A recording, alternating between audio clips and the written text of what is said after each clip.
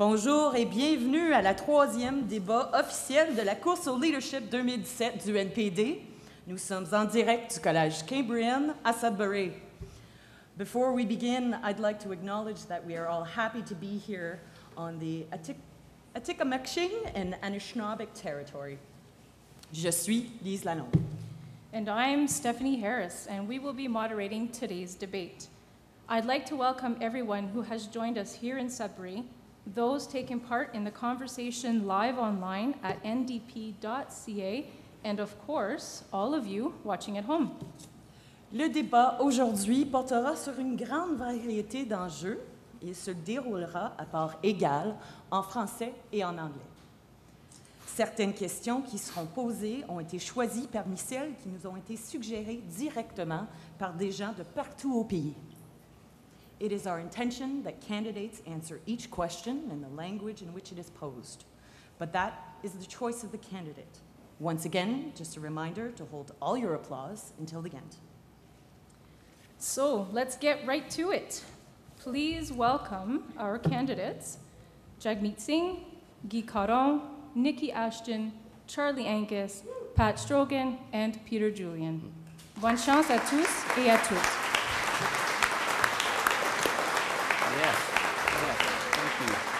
Nous allons commencer par une déclaration d'ouverture de 90 secondes de chaque participant, ou chaque candidat.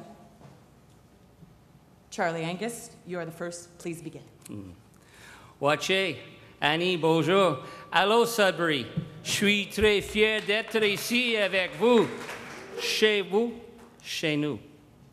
Et grâce à votre participation à ce processus de renouvellement, on va gagner tous les comtés de Nord-Ontario durant la prochaine élection. But renewal is not going to happen with a small group of Ottawa insiders. It comes from the ground. That's why I've been out there talking. What about the coffee shops, the picket lines, the church halls, the pub nights? Yeah, well, I learned those lessons working with Jack when Northern Ontario was a Liberal bastion. And Jack came into our communities, and he listened to us, and he convinced us to believe that it should be our voice in Parliament. But to do that, we had to win on the ground because, hey, Liberals, they can win with a slogan and a smile. But Social Democrats, we have to do the hard work of building a grassroots movement. So what are the grassroots saying? Well, I'll tell you, they're pumped. They're energized. They want a leader of the New Democratic Party in Parliament who's going to stand up for the issues of the new working class. Because you know, Justin, outside Ottawa, it ain't sunny ways. But they want to be part of the movement, and it's up to us. We have a lot of work to do, but we have enormous opportunity. People are counting on us. So let's get down to it. I'm ready. Thank you. Pat Stogren. Can I please remind the audience to hold your applause until the end? Chers collègues, fellow members of the NDP, I've got the tie, I can prove it. Ladies and gentlemen, first of all, I'd like to gratefully acknowledge our presence here on the Atikameksheng and the Anishinaabeg Nation lands, and je souhaite saluer à la ville de Sudbury le cœur battant dans Ontario français. I spent 31 years serving Canada in the Canadian Armed Forces, and it was my honor also to serve as Canada's first Veterans Ombudsman. And as a senior public servant, I witnessed firsthand the inefficiencies, the inconsistencies, and the straight-up lies coming from our government. Par conséquent, je n'étais pas capable de prendre ma retraite et de me contenter d'observer pendant que les initiés aux poches profondes et d'autres gens bien connectés se servaient de la politique canadienne à leur propre fin. Je ne pouvais pas rester inactif en regardant l'abandon des Canadiens de la part du Politics Incorporé.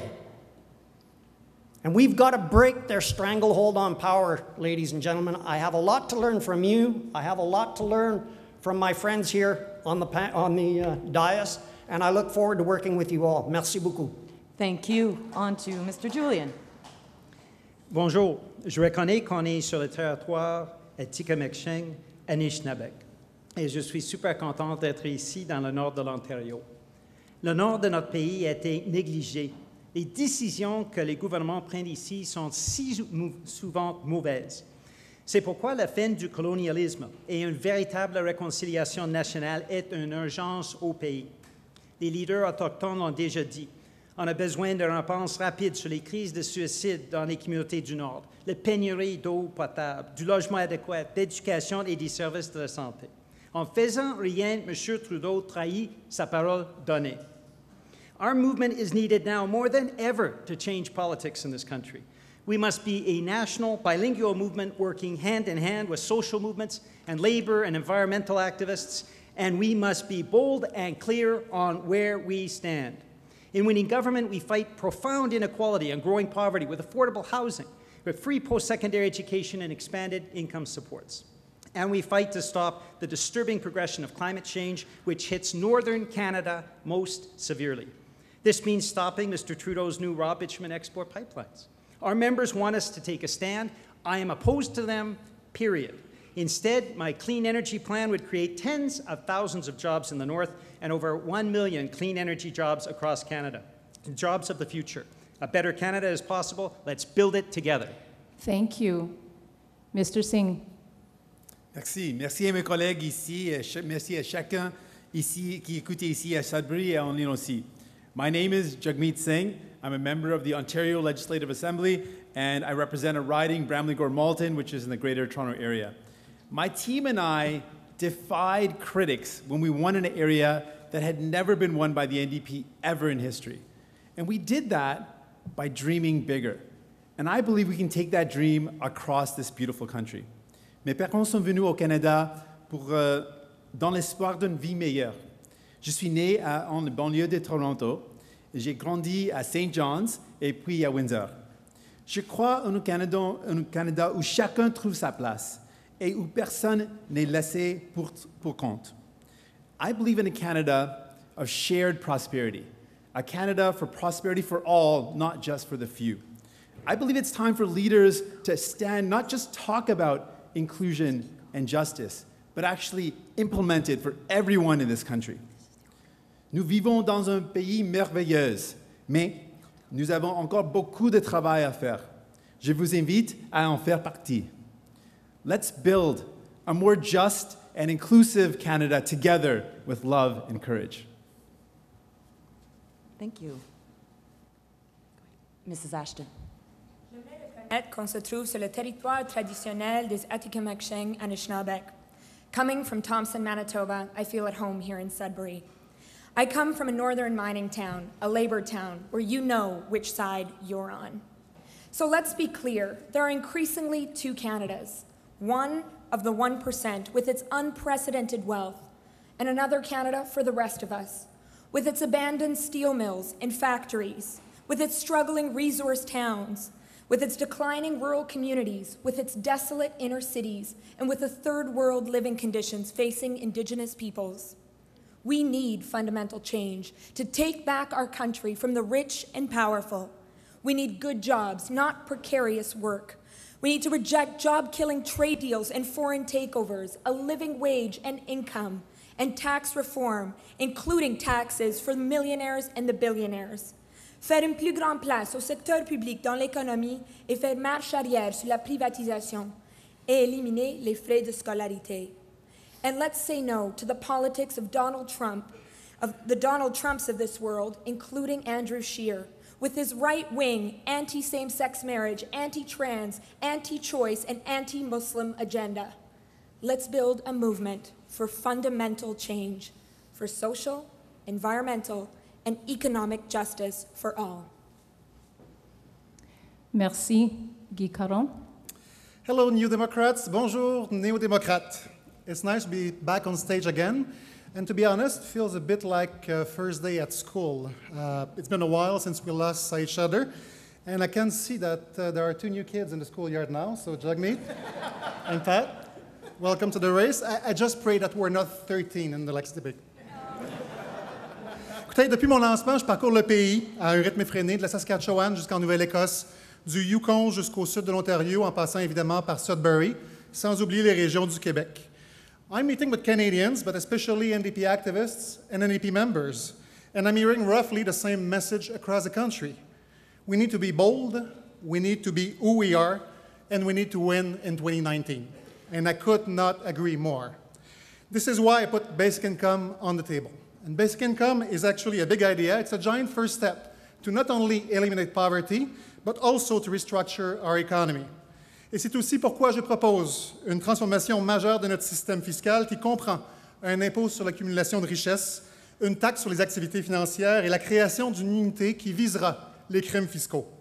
This is a bold plan to build a prosperous and sustainable economy, to tackle inequality and ensure funding of high-quality public services. Big ideas followed by real action. This is what my campaign is all about. Let's now talk about those ideas. Thank you. Merci. Thank you, candidates. Now, let's get to the first question. It is asked to all of the candidates, and you'll each have 45 seconds to respond. Jagmeet Singh will start. Sure. Jagmeet, sorry about that. No problem. This region depends on the resource sector, including mining and forestry, as a significant economic driving force. Resource projects like the Ring of Fire in Northern Ontario hold the promise of significant job creation, but would have some impacts on Indigenous rights and on the environment. How would you navigate this challenge? Okay, so first off, I think it's important to acknowledge that the North depends on the ability to develop these important projects. So we have to acknowledge that it's absolutely important and it's something we need to be committed to. For too long, the Ring of Fire has been an area that subsequent governments, whether they've been liberal or conservative, have failed to actually develop. But what would inform my values in terms of how we do that, we absolutely need to respect Indigenous peoples. We need to make sure that it's a true nation-to-nation relationship that we have. So the way we develop these agreements have to respect that. In addition, we need to have very strong environmental assessments to ensure that the environment is protected alongside. So these are things that we need to keep in mind, but we must develop to ensure that there is prosperity here. Thank you. Mr. Stobrin, you're next. Yes, I would like to say that, in my view, the legacy of our government's treatment of our First Nations people is the biggest blight on Canada, and we really have to sort that out. And I would put an extra special effort of educating Canadians of just how terrible that history is. I believe in transparency, openness by default, and one of the first things I would do is put it all on the table just so that Canadians can understand why we have to reconcile our differences.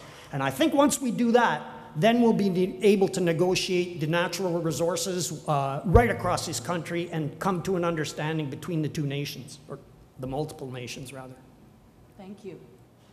When we look at Northern Ontario and the wealth that has been shipped out of here, the hydro wealth, the mineral wealth, the forestry, when our steel mills have been left to shut down, and we have to go and beg cap in hand for handouts from Queen's Park in Ottawa.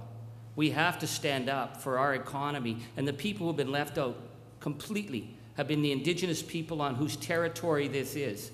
Treaty 9 transferred the greatest mineral and natural resource wealth in the world to Ottawa and Toronto, and the people got nothing. If we're going to do Ring of Fire, we're going to do it right. And we're going to do it with consultation and respect, and making sure that the people of the communities benefit and that the people of the North are going to benefit for all of us. Thank you. Ms. Ashton. So first, it's important that we recognize that resource jobs are leaving our country at record numbers. And we need to make sure that our governments recognize that it's important that we have to stand up for these jobs in our communities.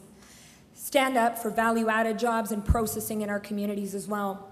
But we also must recognize that in this day and age, that it's unacceptable to go forward in a way where we railroad the rights of Indigenous peoples.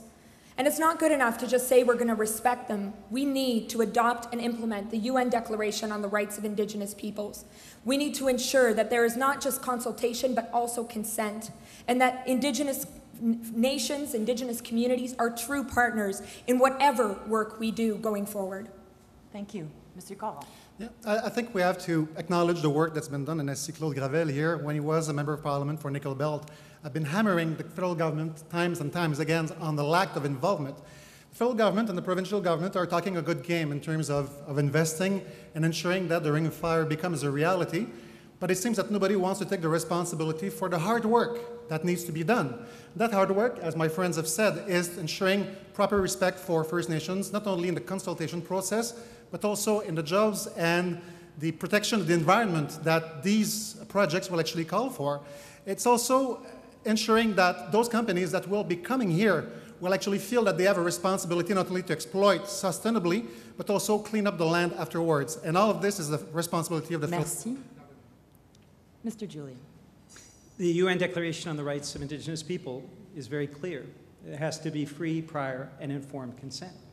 So when we're talking about development, like the Ring of Fire, which I have visited and have seen firsthand, we need to make sure that communities are actively involved and give their free, prior, and informed consent. That means ensuring that there are local jobs, there are local job training, and that we do value added, which is something that we are not doing well in Canada. We have rip and chip developments. We do not have the kind of value add that is needed. When we run over communities, as we saw in the BC election, with Mr. Trudeau trying to push through Kinder Morgan, communities react. In the BC election, 60% of British Columbians voted against Kinder Morgan and voting for parties that oppose it. Great, thank you. Now we will move to a period of open debate in groups of 3. The first question for open debate will go to Peter Julian, Pat Strogan, and Jagmeet Singh. Small and remote communities often feel their voices are excluded from federal decision-making. When it comes to infrastructure and transit funding, access to government services, and support for regional economic development, many communities feel left out. How would you ensure small and medium-sized communities have a stronger voice? Well, thank you. I'll start, and I'll welcome Pat and Jagmeet to joining this democratic debate that we're going to have over the next few months. You're both welcome. When we talk about community involvement, we have Ottawa that shows unparalleled arrogance, whether it was Mr. Harper or now Mr. Trudeau. They run roughshod over communities, and they don't meet community needs. We have just one example I can give you is people with disabilities that I feel keenly about, who in the North and in Indigenous communities are deprived of millions of dollars because there's no banking services available in their community, which is why I support a postal banking system right across Canada that gives those communities the ability to move in and get the resources that should be coming from Ottawa. We need to make sure that we change our relationship with communities. And the reconciliation process will change our relationships in a good way. I'd like to remind that Mr. Stogren and Singh also can. Okay, let me interrupt then. Yeah, go ahead. I thought this was a leadership debate. And I say that because I, throughout my entire career, have been a student of leadership. I led troops in Afghanistan. We did fairly well there, but I didn't do because we weren't successful because of me. We were successful because I could bring the best out in my troops.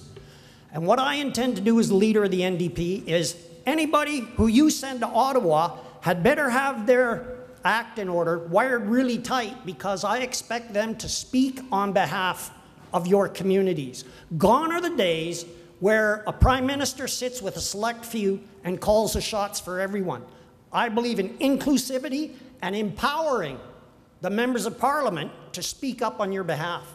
Mr. Stogren, I think you have a great point. I think that what it takes, though, to understand the realities of small and rural communities or communities that are isolated, it takes an act of love to understand that we're all in this together, that our struggles are all united. And the strength of Canada is when we understand we do far better when we're united. And we have to acknowledge that the role of government is exactly that, to provide services to those who need it the most. And so communities that are the most vulnerable, communities that are isolated and struggling need more help. Yeah, but love and that's isn't our enough. responsibility. Love isn't enough. What's your answer to it? Well, that's it. How are you going to bring the voice of these people to Ottawa to speak up?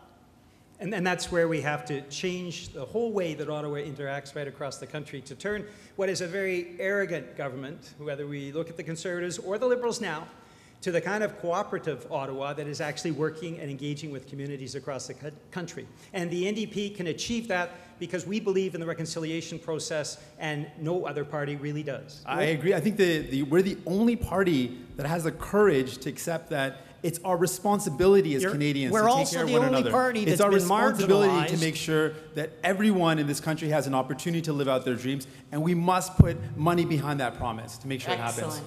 Thank you, gentlemen, for that first open debate. We'll now have a debate amongst Guy Caron, Nikki Ashton, and Charlie Angus. Here's your question. The Liberals have created an infrastructure bank to fund major projects across the country. The NDP has criticized this plan as a privatization scheme that will make investors rich while Canadians pick up the tab. What would you do instead to fund and maintain important infrastructure across the country? Well, I can start. You talked a lot about it in Parliament. Oh, I did, and I will talk about He it wrote now. the book on this. It's not fair. We've been opposed to the infrastructure bank for the main reason. The main reason is that we need to actually redo the infrastructure, and the Liberals promised during the election that they would redo the infrastructure.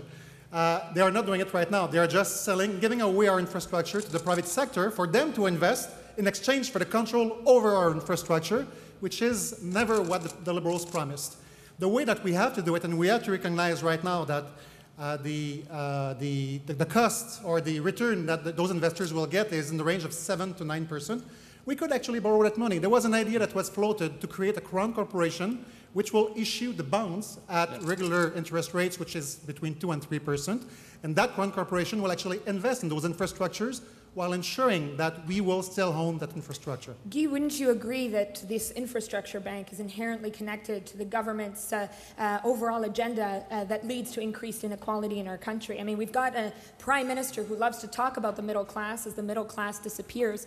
Well, one of the reasons why we're becoming more unequal is because of that neoliberal agenda that he and the Conservatives before him have put forward, including privatization. And what we're seeing here is a plan to privatize our transportation infrastructure that we've either built already, that Canadians have built already, or new infrastructure that we need in a big way that we also should be building. Well, but I think the issue here, let's tie this back to what it means to people in Northern Ontario. When we have small municipalities that are being told you got to go the route of P3s, meaning you've got to bring in friends of the Liberal Party. So I ask you folks, check your hydro bill. Do you trust a Liberal to handle public infrastructure? Because when you allow them to sell off hydro or bridges or auto routes, guess who's going to pay? It's going to be you. And it's going to hit rural municipalities, and it's going to hit First Nations extremely hard. The idea that Justin Trudeau is favoring the friends of multinationals and financiers over the interests of our communities, we've got to stop it, and I thank you for the leadership you've shown in the House and raising the alarm bells. Thank you very much, and actually I agree with both of you, the fact that this actually will lead to more inequality. I mean, it's one thing to say that we have to be bold, it's another one to show boldness, and we proposed investing in infrastructure. The Liberals simply made the same promise we did, but they are going to do it while privatizing. So this is why I'm bringing forth ideas that will be challenging, ideas that will actually provide real solutions for Canadians in their daily lives, such as basic income and such as a restructuring of the tax system to make sure that the common good will be served, that each and every one of us will actually have a fair system and also fair investments from our governments. Thank you very much. Nous allons maintenant passer à une première question en français. Chaque candidat aura 45 secondes pour répondre à tour de rôle. Voici la question.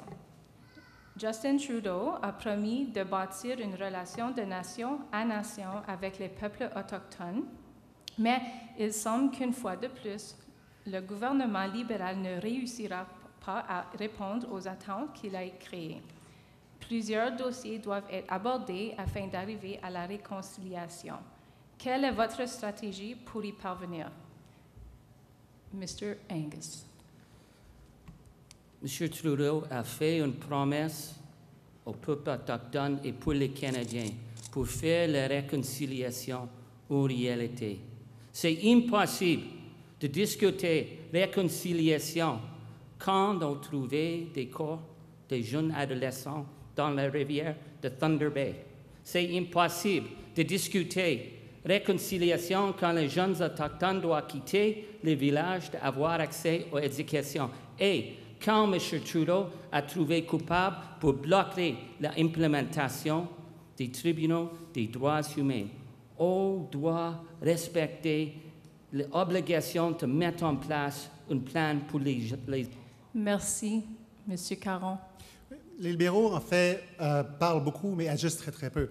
On a vu les éléments, et Charlie l'a mentionné, au sujet du non-respect des décisions du tribunal des droits de la personne. Les libéraux sont supposés protéger les droits de la personne. Ils ne le font pas.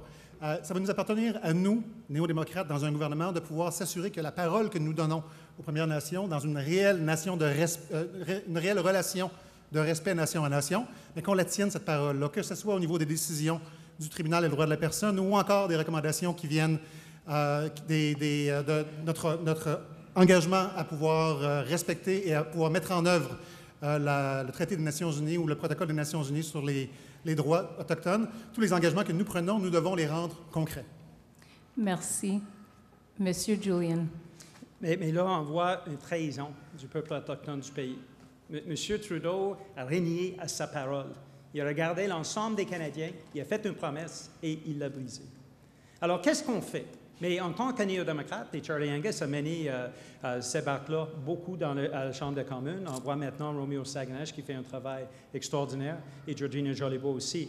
Mais nous, on mène pour adresser les crises qui existent. La réconciliation doit se faire, mais il y a une crise au niveau du taux de suicide, la pénurie de l'eau potable, logement abordable. Toutes ces choses-là, il faut qu'on ait une réponse immédiate du gouvernement fédéral. Alors, c'est ça, la première étape pour la réconciliation nationale. Merci. Monsieur Singh. Merci beaucoup. C'est très clair que le gouvernement ne respecte pas le peuple autochtone. C'est très clair qu'on en a des décisions d'un tribunal qu'ils ne suivent pas. C'est très clair qu'on a besoin d'avoir un gouvernement qui respecte le peuple vraiment. Et qu'on en a dit, on a besoin d'avoir les financements pour vraiment améliorer leur vie. Et on a besoin d'avoir une relation vraiment nation à nation. Et on manque ça avec ce gouvernement, c'est très clair. Et comme on a dit, on a besoin d'avoir le logement, les emplois, mais partout, c'est le vrai respect. Et maintenant, on n'a pas trouvé ça avec ce gouvernement. Merci. Monsieur Stokren. Oui, je pense que j'ai déjà exprimé mon attitude vers le peuple autochtone. Selon moi, le problème est que les politiciens peuvent faire des mensonges sans problème. Si je vais dire quelque chose, je vais le faire. Et j'ai dit que le problème avec les Autochtones sont très, très graves. Alors, nous devrons travailler ensemble afin de changer la culture de gouvernement. Ça, c'est le problème aujourd'hui. Nous parlons des symptômes, mais on doit s'adresser les problèmes. Merci. Mademoiselle Ashton. Quand on parle de réconciliation avec les Premières Nations, je pense d'où je viens. J'ai grandi sur le territoire du Treaty 5 et j'ai le privilège de représenter 41 Premières Nations, parmi elles les plus pauvres dans notre pays. Mais c'est de là où j'ai appris non seulement les défis que font face les peuples autochtones, mais aussi les opportunités qu'ils ont devant eux. Et ça prend un partenariat fondé non seulement sur une culture de respect, mais aussi sur la Déclaration des droits des peuples autochtones des Nations Unies. Il faut pouvoir avancer en partenariat sur non seulement les questions de logement et santé, mais aussi sur la question de développement des ressources. Merci. Nous allons maintenant procéder à 2 débats ouverts en français par groupe de 3. La première question s'adresse à M. Angus, Caron et Julian. Depuis leur arrivée au pouvoir, les libéraux se sont souvent retrouvés dans l'eau chaude pour des questions d'éthique. On n'a qu'à penser au voyage du premier ministre sur une île privée ou encore aux activités de financement permettant aux riches de payer pour avoir accès à des ministres. En tant que chef du NPD, que feriez-vous pour assurer aux Canadiens qu'un gouvernement du NPD sera honnête et responsable? Mais d'abord, il faut respecter les officiers du Parlement, le vérificateur général, le directeur du budget parlementaire, le commissaire à l'éthique. Il faut leur donner des nouveaux pouvoirs, des pouvoirs plus grands, élargis, et il ne faut pas qu'on ait l'ingérence politique qu'on voit systématiquement. et avec les conservateurs et maintenant avec les libéraux. Pour avoir vraiment un gouvernement qui est éthique, il faut avoir cette balance-là, cet équilibre, où là, on a des agences, des officiers du Parlement qui défendent toujours l'intérêt du grand public. C'est ça qui fait une différence. Je pense qu'au bout du compte, c'est aussi une question de culture. On a vu que les libéraux, dans le passé, ont toujours considéré que c'était leur droit d'être au gouvernement et donc de bénéficier des privilèges que confère être au gouvernement. C'est ce qu'on a vu avec la commission Gomery, c'est ce qu'on a vu avec les différents scandales libéraux des années passées. Et on voit qu'ils retombent très rapidement dans les mêmes habitudes. Au niveau du NPD, on n'a pas formé le gouvernement au point de vue fédéral, mais je peux vous dire que l'une des choses qui nous distingue des libéraux fédéraux, c'est le fait qu'on n'est pas motivé d'abord et avant tout par la recherche d'argent et de financement. On est là pour écouter ce que les gens ont à dire, on est là pour proposer des solutions.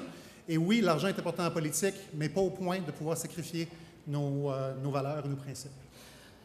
M. Trudeau, il fait beaucoup de promesses durant la dernière élection de changer la culture à Ottawa pour créer un gouvernement durable, transparent et imputable. Mais le problème maintenant, il a abandonné ses promesses, et c'est clair, il a créé un club select pour les intérêts des financiers. Et c'est difficile pour le Parlement de maintenir un plan pour la responsabilité sans les outils de changer et forcer le changement du gouvernement. C'est important de changer la culture du Parlement, de changer le système de réforme électorale, de mettre en place, et aussi pour demander, par exemple, le vérificateur général et les autres officiers du Parlement avoir les outils de demander le gouvernement ouvert leurs actions. Prenez la question de la Banque d'infrastructure. La Banque d'infrastructure, rapidement. C'est que la Banque d'infrastructure, les libéraux ont demandé à une compagnie qui va investir dans l'infrastructure de vérifier leur discours, de vérifier au bout du compte ce qu'ils vont donner comme mandat public ou comme annoncement public. Et ça, ce n'est pas acceptable parce que c'est vraiment démontré que le gouvernement est en fait sujet à Bay Street et aux investisseurs étrangers et ce n'est pas une façon de pouvoir faire la promotion de l'unité nationale. Et c'est ça, justement, le problème. On a un gouvernement qui a une arrogance extrême parce qu'ils ont tous les pouvoirs. Alors, de mettre en avant, comme on a fait, proportionnel, de faire en 2019 un référendum sur la question de changer notre système de vote, ça va donner plus de pouvoir au grand public canadien. Excellent débat, merci. Maintenant, Madame Ashton, Monsieur Singh et Stogren, voici votre question. Les libéraux se font fait élire en promettant une réforme électorale et en s'engageant à ce que 2015 soit la dernière élection à avoir lieu sous le mode de scrutin actuel. Le premier ministre a depuis abandonné cet engagement. Quelle est la voie à suivre pour réformer notre système électoral? Excellent. Bien, j'aimerais en premier souhaiter la bienvenue à mes deux collègues, les candidats dans cette course. Bien sûr, la question de la réforme électorale, c'est une question qui nous touche beaucoup comme néo-démocrates, comme progressistes. Et on sait que plusieurs néo-démocrates, plusieurs progressistes ont voté libéral à cause de cette promesse. Mais c'est clair que M. Trudeau a brisé cette promesse et nous a trahis. Alors, il faut faire comme priorité cet enjeu comme on avance. Mais moi aussi, je veux ajouter que ce n'est pas la seule promesse qu'il a brisée aux Canadiens. M. Trudeau a aussi brisé sa promesse envers les peuples canadiens et les peuples autochtones envers les pipelines comme Kinder Morgan, où il y a une opposition extrême des peuples autochtones, des peuples de la Colombie-Britannique et de plusieurs Canadiens. Moi, j'aimerais entendre le point de vue sur ces enjeux, non seulement la réforme électorale, mais aussi sur la pipeline Kinder Morgan, de mes deux collègues, M. Singh et M. Strogan aussi. Nous demeurons dans un système où le gagnant prend le tout. C'est clair. Et nous avons besoin d'un plan, un cours d'action de gagner, de former le gouvernement afin de changer le système. Selon moi, j'ai dit déjà que je suis un leader. Et je demande, j'exige que mes lieutenants parlent avec la voix de la majorité de ceux qui existent dans la circonscription électorale. Oui, le but de la réforme, c'était de donner le pouvoir au peuple. Et on a besoin d'un gouvernement qui donne le pouvoir au peuple, vraiment. Et ici, on voit un gouvernement qui a fait un promet pendant les élections parce qu'il se semble que oui, c'est bon, mais quand il gagne le pouvoir, il dit non, maintenant, pas encore, ce n'est pas le temps de le faire. Mais on doit lutter très fort pour donner le pouvoir au peuple parce que nous sommes ici à cause de vous. Et si nous ne donnons pas le pouvoir au peuple, nous nous ferons la responsabilité d'être un gouvernement. Et je dirais un peu que la réforme électorale, c'est un enjeu principal pour nous comme néo-démocrates. Oui, je pense que les gens savent où on se tient debout. Nos collègues comme Nathan Cullen et Alexandre Bouleris ont fait un travail énorme pour nous représenter à ce sujet. Mais je pense qu'il faut aussi s'assurer qu'on prenne des positions claires sur des autres enjeux. Alors moi, ma question, elle continue. On se trouve où? Non seulement sur la question de la réforme électorale, mais aussi sur la question des pipelines comme Kinder Morgan. Moi, j'aimerais entendre de tous mes collègues où ils se trouvent sur ces sujets. Oui, c'est aussi, on doit souligner une autre chose. Si on veut avoir la confiance dans le gouvernement, si on veut que le peuple sont des participants, on doit avoir les politiques. Malheureusement, il va falloir que je t'arrête. Merci. Nous allons maintenant passer à une ronde de questions éclairs. Chaque candidat aura 15 secondes pour répondre à ces questions. Il y aura 2 questions en français et 2 questions en anglais. Question en français. Quel célèbre leader des droits civiques vous a le plus marqué ou impressionné? On commence avec M. Angus. Pour moi, c'est simple. Shannon Coustachian, le leader jeune de CRI qui représente les jeunes autochtones partout au Canada. Je suis très fier de connaître de ça et de travailler avec Shannon. M. Stogren. Est-ce que ça doit être canadien? Parce que mon héros est Martin Luther King. Il avait une vision comme moi. Et je crois que ça devrait la chose d'un leader. Miss Ashton. Moi, je dirais Martin Luther King parce qu'il a parlé du besoin qu'on parle en face de l'injustice. J'ai pensé à ça lors des dernières semaines où j'ai parlé de l'injustice que vive le peuple palestinien. Monsieur Caron. Je pensais également à Martin Luther King pour les raisons évoquées par mes collègues, mais aussi parce que ça a été une des premières voix aux États-Unis et dans le monde à faire la promotion d'un revenu minimum garanti, d'un revenu de base pour l'ensemble des citoyens et citoyennes américaines. Monsieur Julian. Mahatma Gandhi, qui prônait la non-violence, qui prônait la solidarité entre les peuples. Et j'ai passé quelques mois en Inde, justement, pour savoir plus sur son travail et sa carrière. Quelqu'un qui m'inspire beaucoup. Monsieur Singh. Oui, il y a plusieurs des gens qui ont lutté très fort pour les droits de la personne aux États-Unis. On a parlé de Martin Luther King, mais aussi j'aime les militants qui ont exigé beaucoup pour les droits. Donc, il y a plusieurs dans le monde que je pense qui sont très importants. Merci. Deuxième question. Quelle est la première grève ou ligne de piquetage à laquelle vous avez participé et qu'est-ce que vous y avez appris? Monsieur Julian. J'avais 7 ans. C'était un magasin qui était en grève. Les travailleurs et les travailleuses m'ont expliqué leur cas et j'ai commencé à comprendre la solidarité. 7 ans plus tard, à l'âge de 14 ans, j'ai pris ma carte de membre du MPD. Monsieur Caron. J'essaie de me rappeler du premier, mais dans le mouvement étudiant, j'ai participé à plusieurs de ces lignes de piquetage. Moi, je me rappelle principalement de la grande manifestation nationale de janvier 1995 pour combattre le programme de réforme des programmes sociaux de la part des libéraux. Ça a été mémorable. Monsieur Stogren. J'étais un soldat. Mais je pense que le plus proche que j'étais par une grève, c'était mon travail comme l'ombudsman des anciens combattants. Mais ça s'en vient. Madame Ashton. Il y en a plusieurs. J'ai grandi dans une ville, comme j'ai dit, syndicale, Thompson, au nord du Manitoba, mais je me souviens des lignes de piquetage des United Steelworkers 6166, le local chez nous, et la lutte qu'ils mènent depuis des années à cette ligne. Monsieur Singh. Oui, pour moi, c'était quand j'étais en université, c'était une lutte contre les frais scolaires. Et vraiment, j'ai pensé que c'était cool d'être là, mais c'était vraiment quelque chose d'important aussi. Monsieur Angus. La première grève, je ne sais pas, j'ai participé dans beaucoup des manifestations, mais j'étais ici durant le travail de Métallos contre Valley. Je suis ici. Merci beaucoup. And now 2 lightning round questions in English. As mentioned, Candidates will only have 15 seconds to answer these questions. So for your first question, what was the best piece of advice your mother ever gave you? And we will begin with Ms. Ashton. The best piece of advice, follow your principles. I'm fortunate to have a strong feminist mom and a strong feminist dad, but certainly the message to stand up for what you believe in. Mr. Caron?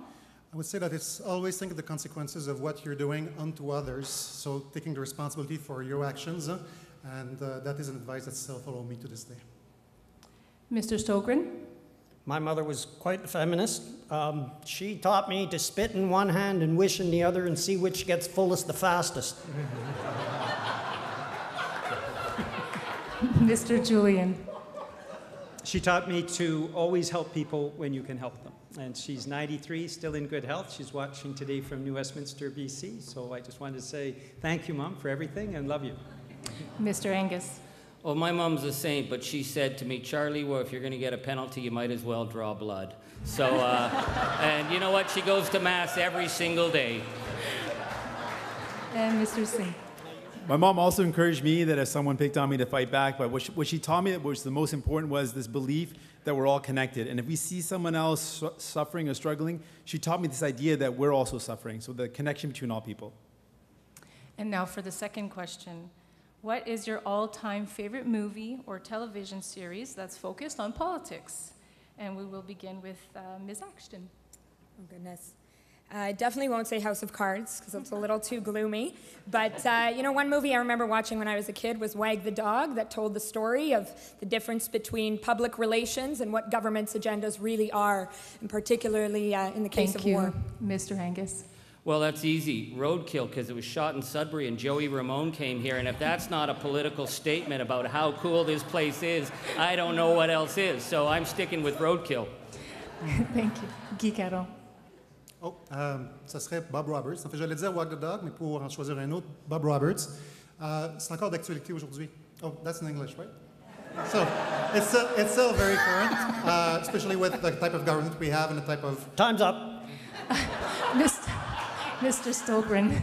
Yeah, I don't watch much TV or movies. I think the last political thing I watched was with my son when West Wing was on, but I've never been much of a political. I came here to win an election. Mr. Singh. So I'm going to say it. I do watch House of Cards. Yes, it's pretty good. It is a bit gloomy and a bit dark, too, and a bit troubling, but it's pretty interesting. And also, there's a movie, March of Ides, which was kind of cool, and I like Ryan Gosling a lot, so that was a pretty dope movie. Mr. Julian.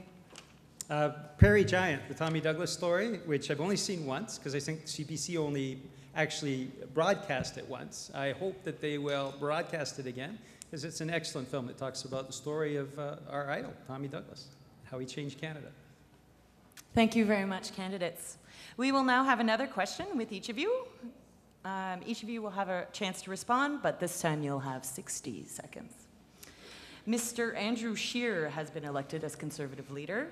What is the best way for the NDP to counter them? We will start with Mr. Julian.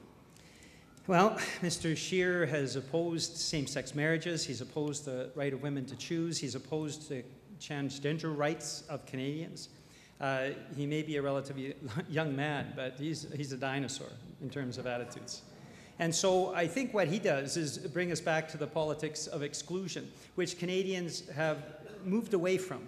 He has embraced the Harper agenda, a little bit like our current Prime Minister. And he's opposed the kind of measures that would actually combat climate change when we know every year it is costing us billions of dollars more.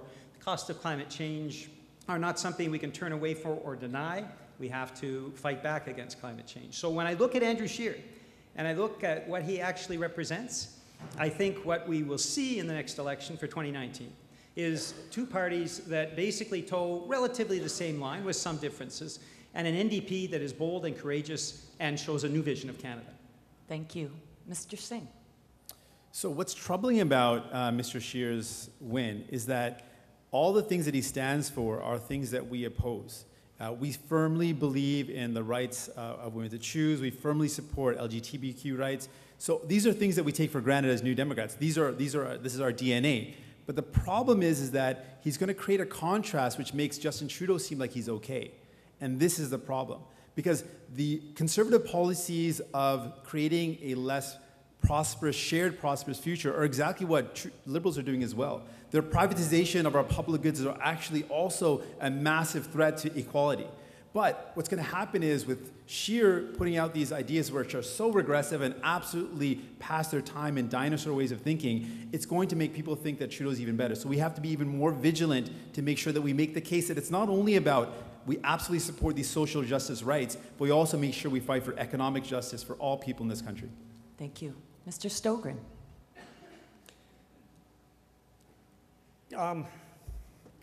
Could you ask a question again, please? Yeah. Sorry. Does that cut into my time? Sorry. Probably. Yeah, no, okay. Go ahead. Mr. Andrew Scheer has been elected as Conservative leader. What is the best way for the NDP to yes. counter them? Another lady in my life, my wife, has taught me as a soldier to always accentuate the positive. And to me, I'd rather ignore Mr. Scheer and the Conservatives, and what we have to do is be inclusive. We have to demonstrate to Canadians that we're the answer, they're not. We have to make the people in the oil patch feel comfortable about coming along with us. We have to start talking about defense and security issues because our children are being butchered overseas. We've got to put on our long pants now, and we've got to demonstrate to Canadians that there is a choice, a party that really cares. That's why I joined you folks, because you have a social conscience, and that's important to all Canadians. Thank you. Mr. Angus. Well, I congratulate Andrew Scheer, chosen by the base of the Conservative Party to lead the Conservative Party, and they're going to do what they're going to do. So, New Democrats, our question is, are we just going to say, oh, bad Conservatives, don't worry, they'll come vote for us? Or are we going to reflect on the fact that if we have a political class in our party that doesn't believe they have to listen to the base, then what are we offering? Because more and more people do not trust politicians of any stripe. I'm sorry, New Democrats, a lot of people don't trust us either because we have not been doing the work on the ground. So let's get back into our communities. Let's talk to people who are feeling disconnected and ripped off, people who are fighting for their pensions, people who don't have access to dental care. We've got to be the party that's got their back. Let the Conservatives do what they're going to do. Let Justin with his nice socks do what he's going to do. But it's up to us to show Canadians that we're willing to fight for them. So, yeah, I'm great the Conservatives got their guy. Now let's get down to our job. Merci. Monsieur Caron. I only partly agree with Jagmeet of his assessment. Of course, Andrew Scheer will be different than Justin Trudeau, but that would have been the case for every single of those candidates. And as a matter of fact, we actually know Andrew Scheer more than we think we do because he's actually Stephen Harper. He's not much more different. He's playing the same bass.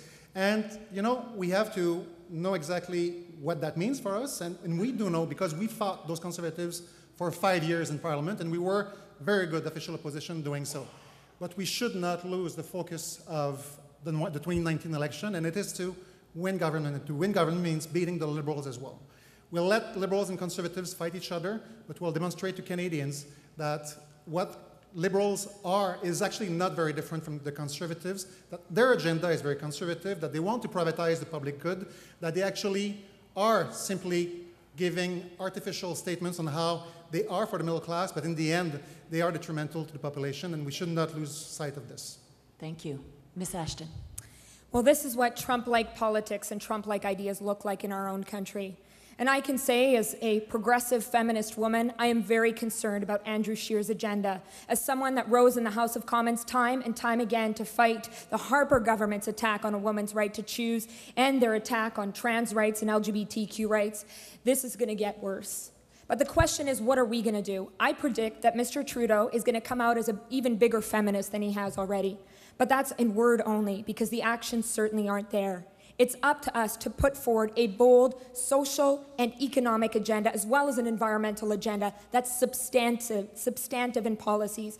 And yes, we want to make it clear that we want to fight for people, but what does that mean? That means taking on the rich and powerful. That means tax reform. That means public ownership. That means free tuition. That means standing up for Indigenous rights and environmental regulations. It means providing Canadians with a vision, a bold vision. Great. Thanks, everyone. Once again, we will now have an open debate amongst 3 candidates. This first question is open debate amongst Nikki Ashton, Jagmeet Singh, and Peter Julian. Despite efforts to appease US President Donald Trump, his administration has applied major tariffs on Canadian softwood lumber and threatened to take aim at other sectors in NAFTA renegotiations. How would you address the need to deal with an erratic US administration while protecting Canadian industries and jobs? So first off, I think we need to acknowledge that we're in this position right now because Justin Trudeau failed to negotiate a deal when the Obama administration was in power. They could have dealt with this issue and we would have been in a better position, but the lack of leadership led to the situation we're at the whim of the Trump administration now. So that's one step. Second, we have to acknowledge that the forestry industry is something extremely important to Canadians. It employs hundreds and thousands of Canadians, responsible for billions of dollars of products. So we need to make sure that we stand up to Trump and make sure we fight for the Canadian interest in this. Yeah, sure. I will, coming from a region of the country where we depend on forestry, not unlike here and in many parts of northern and rural Canada, so many people's lives are hanging in the balance as a result of what Trump's doing. We're talking up to 200,000 jobs being affected in Canada. In Ontario and Quebec, 100,000 to 150,000. This isn't just a job. It's the wellness of a family, of a community, of an entire region. And what do we have? Mr. Trudeau going around and promoting bad trade deals and talking about relationship building with Donald Trump. Well, that time has come to an end. What we need is leadership that will stand up for Canadian jobs, that will stand up for the forestry sector, for forestry workers, and that will stand up for Canadian communities. That's not what we have. That's why I'm running to be leader of the NDP and Prime Minister. The Liberals have abandoned the forestry sector like the Conservatives before them. They have no plan. They have nothing that they're putting into place. So what can we do as New Democrats? Well, we know what the Conservatives and Liberals have done wrong. And it's all about the workers in the forestry industry. After the signing of the last softwood lumber agreement, we lost 3 mills in my riding of New Westminster, British Columbia. 2,000 jobs were lost. So we need to make sure that we're supporting the workers. We need to make sure we're providing loan guarantees and we're providing marketing supports for alternative markets. And we need to take on Mr. Trump the same way Americans are successfully in the courts. And that means pushing through every level. We won last time in the courts and the Conservatives abandoned the workers. This time around, an NDP government in 2019, and one of us will be leading that, will be making sure, I hope it's me, we're going to make sure that we are actually fighting for workers and doing the long-term planning that gets us through this crisis and saves the forest industry and those important jobs. I would say I'm also concerned to hear about the sort of trading off that people are talking about between forestry, the forestry sector, and supply management. This is not about pitting people's livelihoods, whether they're in dairy farming, whether they're in forestry, one against the other. We're all Canadians. We are all Canadians. These are our communities, and this is our future. What we need is strong leadership and somebody who's willing to take Donald Trump on, even though he mightn't be erratic, as they say. It's about standing up for us. Absolutely. I was honored to be able to stand up to Trudeau in the provincial parliament. I'm looking forward to it. So sorry. Thank you. And now we'll have a debate amongst Pat Stogren, Charlie Angus, and Guy Caron. Here's your question. Many communities, including Sudbury, have experienced the effects of foreign takeovers of Canadian companies. This has had a negative impact on local jobs and regional economies. The Liberal government is reducing oversight of foreign takeovers. How would you balance the need to attract foreign investment with the interest of Canadian workers and communities? This is a symptom, basically, of the politics and the economics of the last 30 years. We're talking about privatization, deregulation, trade agreements where people are left behind. And they're left behind despite the fact that those trade agreements that give the power to actually just acquire our companies and then close them or basically kill jobs, those agreements were supposed to come with adjustment assistance to actually help those workers that will be affected by those transactions. They're not. We've been lied to. So we need to actually restructure the economy in a way that will ensure that the economy will serve people and not use people as their pawns, as their matter, basically. And for this, we need a basic restructuring of the economy, which is what I proposed. When I'm talking about big ideas, bold ideas to tackle Trudeau's celebrity politics, it's people that will inspire people and that they will feel will make a direct difference in their lives, be it basic income or be it I've said many times that we have to break the stranglehold that Politics Incorporated, the revolving door of the Liberals and Conservatives, have on our government. There's trickle-down economics did not work in the United States, and we're feeling the impact of it here. It's gone beyond being wealthy. They've become wealth hoarders. And the corporate elites stick together. And the corporate elite are not just in industry, they're in politics also. The corporations of the Liberals and the Conservatives. What we have to do is we have to start along the lines of what Monsieur Caron has proposed. We have to start putting the money in the hands of the people who are going to build our economy from the ground up. Get rid of trickle-down economics. Stop pouring the money into the corporations and hope that some foreign investors are going to come and take our natural resources away. Let's start bubble-up economics. Let's start building enterprises that really fuel our economy. Well, I think we don't have to talk about the abandonment of our mining industry by Conservatives and Liberals here in Sudbury when corporate raiders like Valley and Glencore were allowed to take two of the greatest, most powerful Canadian mining companies and take control, and now we're a branch plant. When we see on Vancouver Island, where all the sawmills have been shut down and the raw log exports are increasing, they're shipping it to China, and we got a prime minister whose idea of trade is to allow state-owned Chinese companies of the Chinese government to control our resources. No way, no how. But let's and face it, but where's the lack of investment here when people in the north look at it and talk up their refusal to invest here?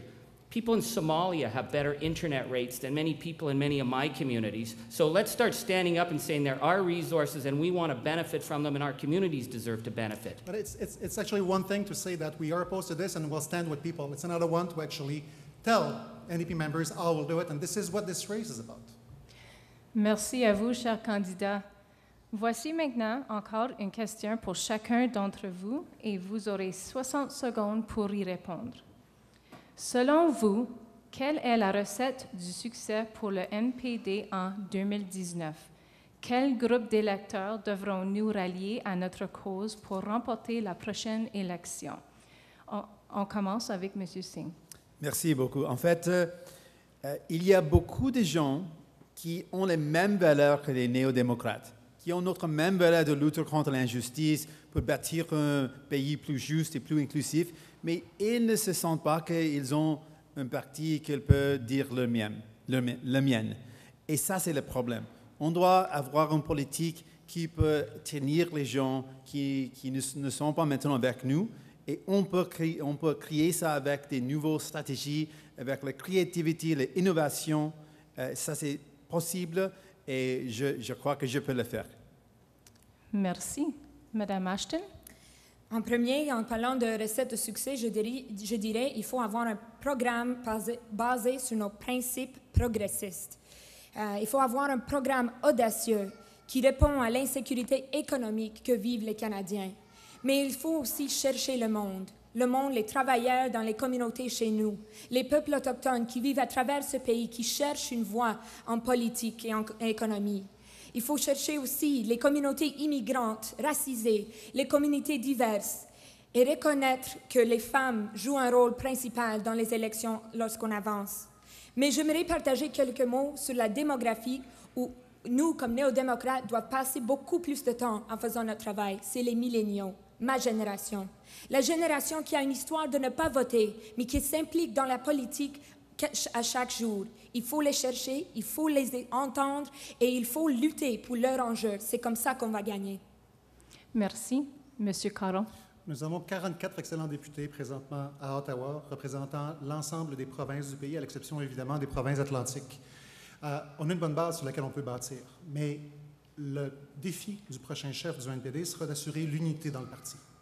On n'a pas le moyen de se priver des forces que nous avons, que ce soit au point de vue provincial ou fédéral, en vue des prochaines élections. Nos adversaires ont les ressources financières, ils ont l'organisation, et on ne peut pas commencer à placer province contre province, groupe contre groupe. Nous avons besoin d'avoir une stratégie qui va nous assurer d'avoir une représentation pleine et entière de l'ensemble des groupes de la population canadienne, de l'ensemble des communautés, de l'ensemble des provinces et des territoires. Alors, la priorité, au bout du compte, sera de pouvoir renforcer ce que nous avons présentement au Québec comme députation. Il n'y a aucune raison pour laquelle on ne pourrait pas viser au moins la moitié des circonscriptions au Québec avec le travail qui a été effectué, de reprendre une base à Toronto et dans les provinces atlantiques, et de là de pouvoir viser chacune des circonscriptions du pays pour le... Merci. Monsieur Julian. Mais il faut être osé. Il faut avoir des politiques qui osent et qui apportent des solutions que les gens cherchent présentement. Il faut respecter notre membership. Là, vous recevez toujours des courriels qui demandent du financement, mais il faut qu'on demande des questions plus précises que ça, qu'on fait confiance à la sagesse de notre membership. Il faut se rallier à ces mouvements sociaux et les mouvements syndicaux aussi, où là, on peut trouver des milliers de nouveaux chefs qui vont rejoindre notre mouvement. Et il faut faire confiance aux jeunes environnementalistes à travers le pays. J'ai parlé tout à l'heure de Kinder Morgan, Energy Est et Keystone. J'oppose à ces oléoducs-là. Il y a toute une génération des jeunes environnementalistes qui veulent être impliqués justement dans cette transition vers l'énergie verte. Et ils veulent dire non, bien sûr, aux oléoducs. La dernière chose que je voulais mentionner, c'est la diversité. Je représente le comté le plus divers dans tout le Canada, plus de centaines de langues qui sont parlées, et ces communautés-là, il faut les joindre aussi. Merci. Monsieur Stockren. Oui, premièrement, nous devons démontrer aux Canadiens que nous sommes matures, que nous avons les systèmes, les processus qui nous will allow us to former le prochain gouvernement. J'ai expérimenté pendant les 2 semaines passées qu'il y avait beaucoup de problèmes sur le site web avec les inscriptions. Et grâce à mon ami Charlie, je suis ici aujourd'hui, mais on doit avoir une machine pour le gouvernement.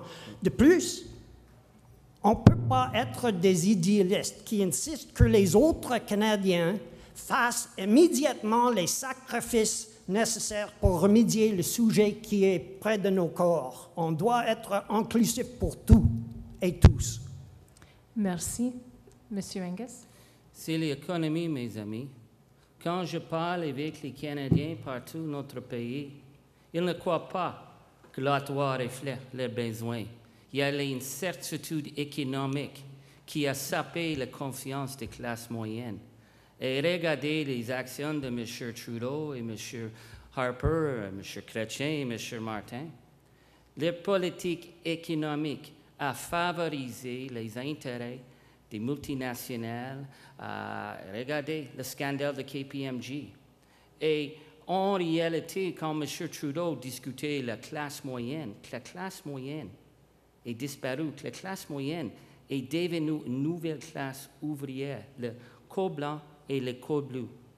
Prix d'engrenage au travail, court terme, sans pension, sans bénéfice, et c'est essentiel pour le NPD, pour lutter pour un équilibre dans notre économie. Merci. Nous allons maintenant avoir une autre série de débats ouverts en groupe de 3. Guy Caron, Pat Stogren et Nikki Ashton passeront en premier. Vous avez 3 minutes. Voici votre question. Alors que les conservateurs de Stephen Harper avaient tourné le dos aux missions de maintien de la paix, le gouvernement libéral se demande présentement dans quel pays il devrait envoyer des casques bleus. Or, nos forces armées sont déjà utilisées à pleine capacité avec les déploiements en Irak, en Ukraine et en Lettonie. Selon vous, quelle mission les forces armées canadiennes devraient-elles entreprendre? Je vais commencer. Soyons clairs. Les libéraux ont dit qu'ils voulaient pouvoir envoyer des unités en termes de maintien de la paix. Je n'ai pas vu de grande action présentement. Encore une fois, la manière dont les libéraux fonctionnent, ils parlent beaucoup, ils donnent l'impression qu'ils agissent, mais au bout du compte, ils laissent vraiment ces éléments-là être complètement oubliés. Présentement, nous avons effectivement des engagements qui sont faits de par l'OTAN, un peu dans l'ensemble, dans plusieurs pays en même temps présentement, suite aux demandes qui ont été faites. Et il semble présentement que les libéraux ne sont pas en mesure de pouvoir dire non à l'OTAN pour aucune de ces missions, qui, bien souvent, n'est pas justifiée au Parlement, qui n'est pas vraiment débattue en profondeur ou qui l'est fait rapidement pour simplement bien paraître encore une fois, mais où les libéraux s'en vont dans une direction qui est la leur sans pouvoir la justifier. Et ça, il faut que ça change. I'm letting you struggle through this one, so go, because I got lots of ideas on this. Mais moi, je voulais montrer de respect à toi, Pat, puisque tu as fait un travail énorme à ce sujet. J'ai hâte d'entendre ton feedback, mais puisque tu me laisses de partager notre position, je suis fière que notre campagne a déjà dit qu'il faut que le Canada soit une voix pour la paix à travers le monde. Comme néo-démocrate, on est un parti qui a toujours fait la promotion à la paix et contre la guerre. Je suis fière des positions qu'on a prises au passé, mais je crois qu'il faut retourner à ces positions de principe et reconnaître que contribuer à la militarisation et augmenter cette militarisation à travers le monde entier est de quelque chose de plus en plus dangereux. Je pense à l'Ukraine, par exemple, mais je pense aussi en Irak, où on n'a pas de transparence en termes de ce que font nos forces armées là-bas. On sait que quelques-unes des missions, par exemple celle à Mali, qui se proposent, pourraient être très dangereuses. Moi, je pense aux jeunes hommes et aux jeunes femmes qui sont luttés pour notre pays, qui ont montré tant de sacrifices. Plusieurs d'entre eux n'ont pas retourné, d'autres ont retourné avec plein de dommages, et c'est eux qu'il faut penser aussi. Le fait que les vétérans ne reçoivent pas les fonds qu'ils ont besoin, les services qu'ils ont besoin, I'm impressed, Nikki. And now you know how I feel on all these social issues. Bon, je pense que nous n'avons pas besoin d'une autre mission. Les troupes sont fatiguées. Mais il y a d'autres choses que nous pouvons faire comme Canadiens autour du monde contre les menaces qui existent aujourd'hui. Pas pendant les années passées, mais aujourd'hui. On doit éviter les menaces. Ça veut dire que les politiciens doivent avoir la capacité de diminuer ou éliminer les causes. Ça, c'est le racisme, ça, c'est beaucoup des problèmes qui existent aujourd'hui. Ce n'est pas nouveau. Ça existe pendant des années. Et quand nous avons une... Merci beaucoup. On doit continuer. C'est maintenant le tour de M. Angus, M. Julian et M. Singh de débattre autour de la question suivante. Avec la présidence de Donald Trump et les récents développements en Corée du Nord, la question du désarmement nucléaire semble de plus en plus urgente. À l'ONU, plus de 130 pays ont récemment réussi à s'entendre sur un projet de traité, mais les pays ayant de armes nucléaires ont refusé de le signer et le Canada n'a même pas participé aux négociations. Qu'est-ce que le Canada peut faire pour inciter les puissances nucléaires et détruire leurs stocks? La question du rôle du Canada sur la scène internationale est essentielle pour le mouvement socio-démocratique parce qu'il y a une période d'instabilité à l'échelle mondiale et le Canada doit jouer un rôle proactif avec nos alliés sur le mandat des Nations unies. Pour cela, la question de la menace nucléaire, c'est très sérieux, mais aussi le Canada doit utiliser des outils diplomatiques pour travailler, pour diminuer les menaces du conflit partout dans le monde. On doit mettre en place les ressources nécessaires pour aider les problèmes, par exemple, avec les réfugiés. Et aussi, c'est essentiel de maintenir les bonnes formations de nos troupes. Mais je suis choqué que M. Trudeau a abandonné notre principe pour jouer un rôle positif à propos de la question des problèmes nucléaires à l'échelle mondiale. Mais ce n'est pas juste les politiques, des approches diplomatiques.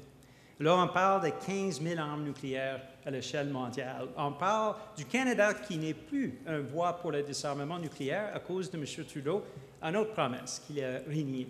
Et là, on a quand même d'autres pays qui entreprennent des démarches. Et peu importe la taille de ce pays-là, la République des îles Marshall a pris dans la Cour internationale de justice chacune des puissances nucléaires en leur demandant justement de passer vers le désarmement nucléaire. Alors justement, il y a beaucoup de choses que le Canada peut faire et il doit faire et on devrait soulever ça dans toutes les instances internationales, à toutes les occasions qui se présentent.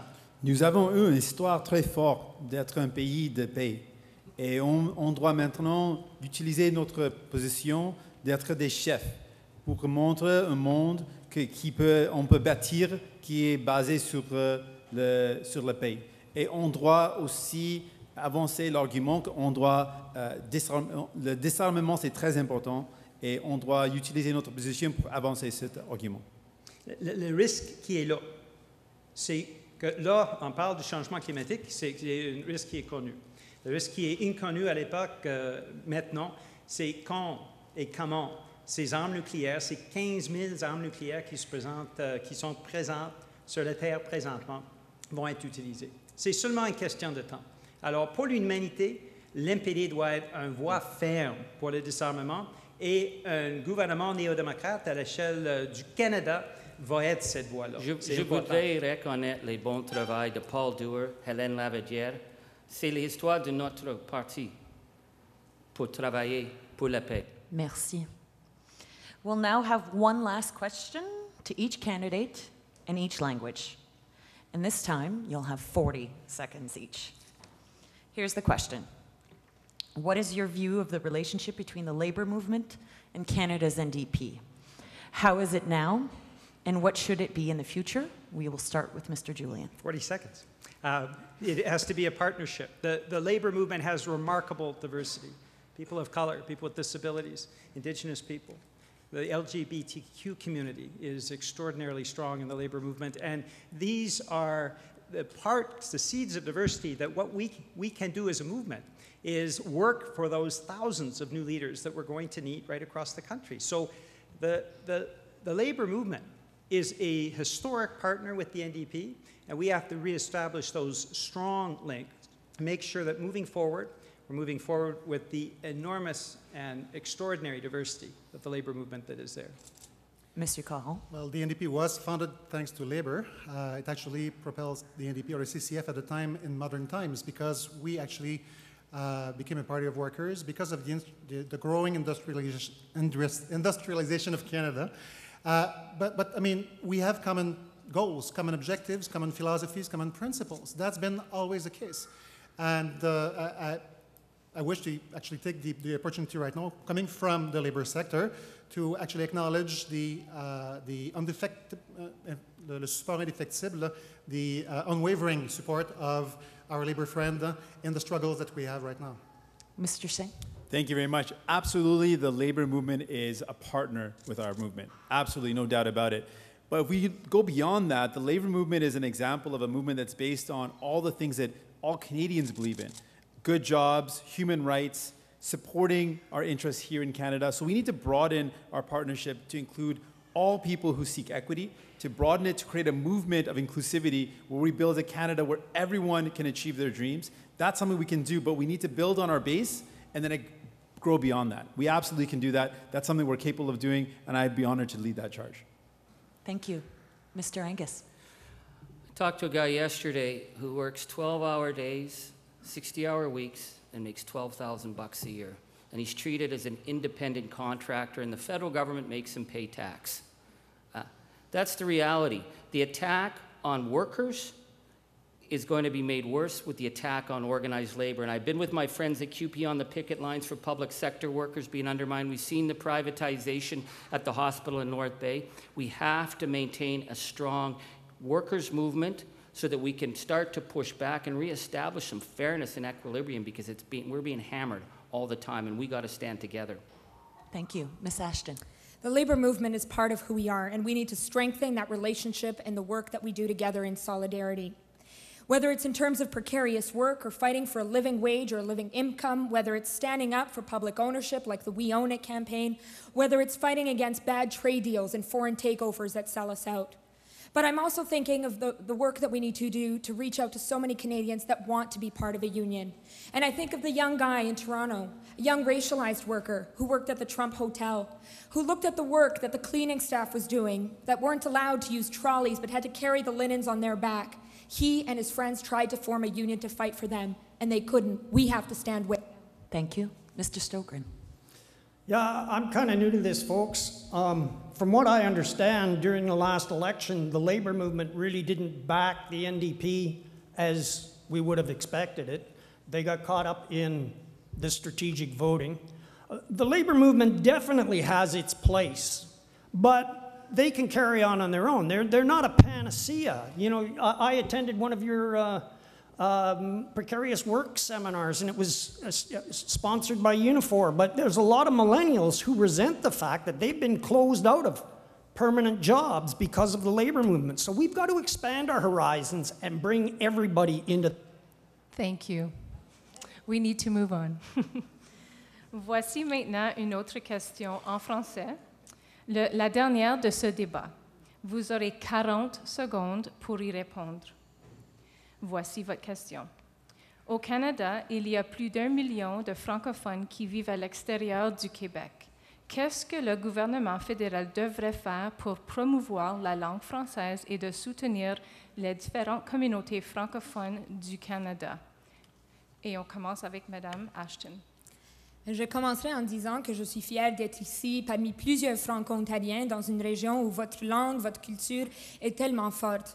Moi, je suis fière de venir du nord du Manitoba où, grâce aux franco-manitobains et plusieurs qui vivent, québécois, mais d'autres qui vivent hors du Québec, ont donné l'opportunité à moi et à une génération de jeunes d'apprendre la langue française. C'est clair qu'il faut avoir de la politique du gouvernement fédéral qui appuie le bilinguisme à travers notre pays. Il faut avoir des fonds, il faut faire les investissements et il faut reconnaître que ça ne se passe pas juste comme ça. Il faut investir, il faut se tenir debout pour les droits des francophones hors du Québec aussi. Merci. Monsieur Strogren. Je suis d'accord. C'est la même chose, je crois. Mais selon moi, la culture francophone, c'est merveilleux ici au Canada. Et on doit investir sur cette, comme mon collègue a dit, sur ce domaine. Mais on doit traquer des tourismes. On doit utiliser le multiculturel, les autochtones et tout ça, parce que ça, c'est la mosaïque du Canada. Et on doit renforcer cette image autour du monde. Merci. Monsieur Singh. Oui, merci beaucoup. Premièrement, il faut reconnaître que notre pays, c'est plus fort à cause de notre richesse et nos langues sont un de ces éléments. Donc, c'est très nécessaire d'apprécier ça. Je pense que si on veut augmenter la langue pour augmenter la francophonie, il faut promouvoir le français avec la jeunesse. C'est très important de faire ça parce que si on ne fait pas ça, la langue ne peut pas grandir. C'est très important pour créer des opportunités comme des investitures, mais premièrement, c'est très important d'avoir une occasion pour la jeunesse d'apprendre le français et pour... Merci. Monsieur Julian. Mais si je suis bilingue aujourd'hui, c'est grâce aux francophones au Québec. Le petit coin de Maillardville, juste à côté du New Westminster, où j'ai appris les premiers mots de français. Alors, c'est une richesse extraordinaire, la francophonie à l'extérieur du Québec. Qu'est-ce que ça prend? Bien sûr, c'est d'appuyer ces communautés-là pour le développement économique, pour que les gens puissent travailler en français. Pour les institutions culturelles qu'on voit, les journaux, les troupes de théâtre, quand on regarde l'ensemble du pays, ces appuis-là font vraiment une différence. Et Cano, un groupe de Nouvelle-Ontario, est vraiment l'un des meilleurs groupes musicaux dans toute l'histoire du Canada. Merci. Monsieur Caron. Dans Rimouski, je n'avais pas nécessairement une grande connexion avec la réalité des francophones à l'extérieur du Québec, mais je l'ai commencé à l'avoir à l'Université d'Ottawa, et qui est évidemment une université bilingue. J'ai été en fait même présent lors de l'Assemblée de fondation de la Fédération des communautés francophones et acadiennes, qui était auparavant la Fédération des francophones hors Québec. J'ai eu l'occasion de voir les communautés vibrantes, que ce soit ici dans le nord de l'Ontario, dans le sud de l'Ontario, Toronto, en Alberta, en Colombie-Britannique, en passant par le Yukon et en Atlantique, bien sûr. Je peux vous dire que la manière de promouvoir les langues officielles au pays, et particulièrement la promotion du français, n'est pas de faire comme les libéraux ont fait, c'est-à-dire de politiser le poste de commissaire aux langues officielles. Merci. Monsieur Angus. C'est une bonne question pour Sudbury. Sudbury existe maintenant non seulement une ville de minière, mais c'est un centre de production des cinémas, des arts, télévision, grâce à le bon travail des communautés franco-ontariennes. La fierté, les identités et les solidarités des communautés francophones, c'est très important pour la diversification de notre région. Pour moi, je suis perturbé par la nomination de la nouvelle commissaire de langue parce qu'on doit maintenir une position sans partisane. Merci. All right. And to finish our debate, we will now move on to closing statements. Each of you will have 90 seconds, and we will start with Mr. Caron. My friends, mes amis, the NDP needs to win in 2019. Canadians are counting on us. Growing inequality is affecting countless communities, leaving so many behind. Les changements climatiques sont réels, et nous sommes déjà en retard. And we can't count on Trudeau to deliver. His government is selling our public infrastructure to Bay Street and foreign investors. That's not tackling inequality. His government has the same targets on greenhouse gases as Harper. That's not fighting climate change. We now know the next election will also be against Andrew Scheer, a Harper-like politician who should not be underestimated. I tell you, every time he rails on the importance of free speech, what I hear is a man who wants to take away a woman's right to choose. Trudeau will spend half his time demonizing Scheer to try and keep progressives voting for Liberals, and the other half of the time apologizing to progressives for not delivering. We cannot let him get away with it.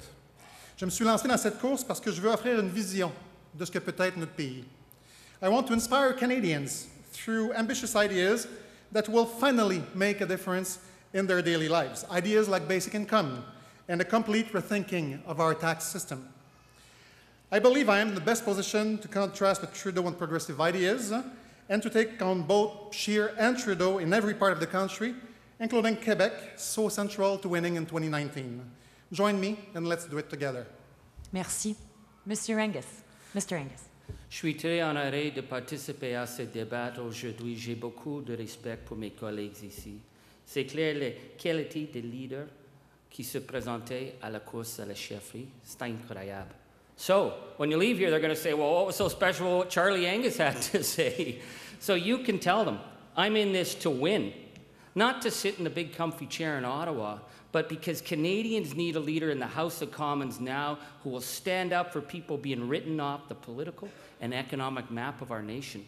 And you can tell them that it is possible to have a social democratic party with principles that's fiery and feisty and still have electoral success. Well, why? Because we're offering a clear, authentic alternative to the Trudeau spin machine. And you can tell them that there are three fundamental objectives: environmental justice, economic justice, and Indigenous justice. And we can't have one unless we get all three. And it's New Democrats who are going to deliver. Les trois objectifs, l'environnement, l'économie, justice pour les communautés autochtones, sont indissociables. Oh, wait, I forgot. Oh, yeah, there's one other thing you can tell them. I got your back. Comptez sur moi. Merci. Merci. Nikki Ashton. All across this country, I've heard gut-wrenching stories of young people with massive student debt and precarious employment who've given up on even thinking of having a family. People in resource and industrial communities losing thousands of jobs from job-killing trade deals and foreign takeovers. Indigenous people struggling in third-world conditions in one of the wealthiest countries in the world. Les Canadiens et Canadiennes racisés qui font face à la discrimination quotidiennement. Pour chaque dollar gagné par un homme, les femmes font 72 cents. Les gens perdent espoir, et je crois que nous devons offrir de l'espoir aux Canadiens, parce qu'il n'y a que nous, les néo-démocrates, qui peuvent s'attaquer aux inégalités. And let's be clear why and how we are going to defeat Justin Trudeau and the Liberals. He didn't get elected because of his hair or his clothes. He got elected because he promised real change, which he hasn't delivered. In fact, he's betrayed us. Nous pouvons et nous devons incarner le changement qui cherche nos concitoyens en demeurant fidèles à nos principes et en proposant des changements fondamentaux à l'ordre établi. Les changements à la pièce ne seront tout simplement pas de taille. That is why I am running to be leader, to be the very first NDP Prime Minister of this country, to bring about fundamental change for Canada and Canadians. Merci. Thank you. Merci. Thank you. Pat Stogren. Il y a donc des grands défis qui m'attendent. Tout d'abord, je tiens la main aux idéalistes. Je peux dire que mon motto de leadership, c'est d'accomplir le compromis et le consensus. Mais en fin de compte, si ne vous visez pas la prise au pouvoir et la formation d'un gouvernement, il n'y a peu ou aucune chance de réaliser vos objectifs de quelque façon que ce soit. A Pat Stoegren government will lead by example. Trickle-down economics is gone. We're going to bubble up a very strong economy with our young millennials. A government that will promote, support, and fly top cover for Canadian innovators, entrepreneurs, and business disruptor, a program I call Created in Canada. And finally, I'd like to thank the people on the stage here for working with me. I tried to put a little bit of fight in you. It was all in fun. At the end of the day, this is about winning the next election, folks. I have a lot to learn off of these people. I have a lot to learn from you. But together, with my leadership, I am convinced that we will be able to break the stranglehold, close the rotating door of Politics Incorporated. Thank you very much for your patience today. Thank you. Mr. Singh. Thank you very much. Thank you. In the last election, Canadians voted for change. They believed we could build a better Canada, but Justin Trudeau is letting them down. He's telling us not now. Il nous dit d'attendre. Canadians want to tackle climate change, but instead, he chooses to adopt the very same pollution measures set by Harper. Canadians want electoral reform. They want that, but now he says it's no longer in our interest, so not now. Canadians want to put an end to unstable work. They want it stopped. But instead, what does he say? Just get used to it. Not now. Les Canadiens veulent d'un Premier ministre qui respecte les décisions du Tribunal canadien des droits de la personne et qui respecte les peuples autochtones. Au lieu de ça, Justin Trudeau envoie ses avocats pour leur dire non, pas encore. Join me in putting Justin Trudeau on notice. Ces jours de promettre une chose et faire une autre, c'est compter. Nous ne pouvons pas attendre. We cannot wait. People are counting on us. We need to start dreaming bigger right now. And if we do, we will form government in 2019. So together, join me in building the Canada we want with love and courage. Thank you. Mr. Julian. Merci à tout le monde pour votre présence importante aujourd'hui. J'ai parlé avec des militants partout au pays et ils veulent du changement. Les militants doivent être intégrés dans les prises de décision à tous les niveaux de notre parti. Mieux que ça, ils doivent en être le cœur. Il faut qu'on écoute la base qui nous indique que notre mouvement doit promouvoir la paix et non pas appuyer les interventions militaires. Il faut qu'on écoute nos militants qui demandent que l'on soit une voix forte pour la paix et les droits humains dans le conflit entre Israël et la Palestine. Il est temps de dénoncer ouvertement les colonies israéliennes en Cisjordanie, le terrible blocus de Gaza, la violence sous toutes ses formes, et d'appuyer les vraies négociations de paix et la reconnaissance d'un État palestinien. Let there be no doubt that our movement is needed now more than ever. Our movement is needed to fight back against profound inequality and increasing poverty. Our movement is needed to bring an end to colonialism and ensure true, meaningful, and lasting reconciliation with First Nations, Métis, and Inuit peoples. Our movement is needed to fight against the threat of global warming. And that means saying no to new pipelines and saying yes to a plan that will bring thousands of clean energy jobs to the north and other parts of Canada. These are not easy issues, but our movement has always been at its best when we show boldness and courage and resolve. A better Canada, a better world is possible. Let's build it together. Thank you. Thank you, everyone. That concludes today's debate, the third debate of the 2017 New Democrat leadership race. Audience, it's time to let out those applause around.